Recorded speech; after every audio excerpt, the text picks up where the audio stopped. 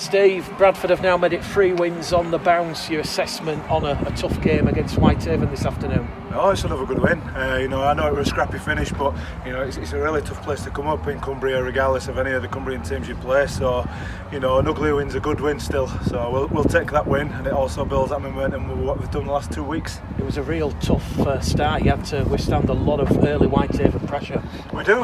That's the toughness of playing in Cumbria. They rely on the travelling team coming up, and then they really attack you for a good 10 minutes and throw everything at you, so expecting you to have tired legs from the coach trip. So for us to front that up and defend it, obviously we conceded, but then we bounced back again and managed to take control of the game. Just shows that we are doing good stuff here. Talk us through your first try, the shimmy, the shake, and then the 20-metre run to the line under the post. Well, I've been training a lot with George Flanagan, let's say, all my career, so we've been together in the academy here at Bulls before we moved on to a few other clubs, so he's given me a couple of tips on a few show and goes. It felt from that moment on that you had a comfortable stranglehold on proceedings. Yeah, as I say, they give us a good 10 minutes where they threw everything at us, but then once we got in the game, we managed to control it there, build some pressure ourselves, camp down in their side of the field, and obviously that pressure paid off and we got a few tries behind us backs. It was a scrappy game, 29 penalties if you include penalties and set restarts. Your thoughts on that? John's clearly not happy that Bradford conceded 13 penalties and 6 set restarts. What's your assessment on that? I won't talk too much about the refs or all like that, but discipline does need fixing up, but I'd say a few other stuff does.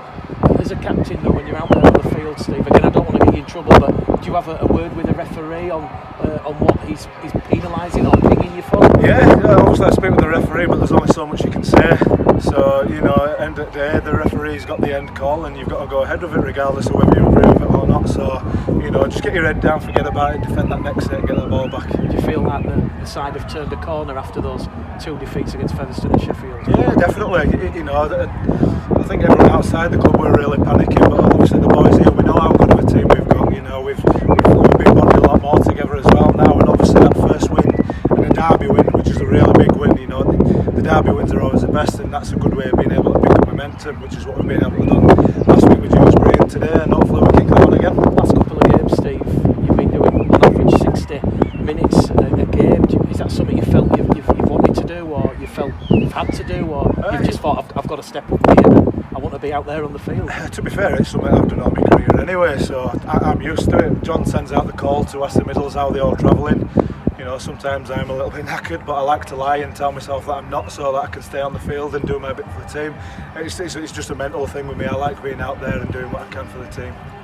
Do you feel, Steve, now that the season's getting into the swing of it, you're getting into that week-to-week routine, it's getting a lot more, sort of feels right again, feels normal again? Yeah, it does. It does. Obviously, at the start of the season as well, we were having a week on, a week off with the Challenge Cup, and a week on again. And so, to have a game every week now, it's starting to build that bit of routine, as you say. We're used to playing out with each other on the field and getting used to each other's systems now of how we're playing together. So, as I say, obviously it's a shortened season, but there's games week in, week out now, so there's always that to build on. And you can see that rhythm developing in the team, don't you, as well?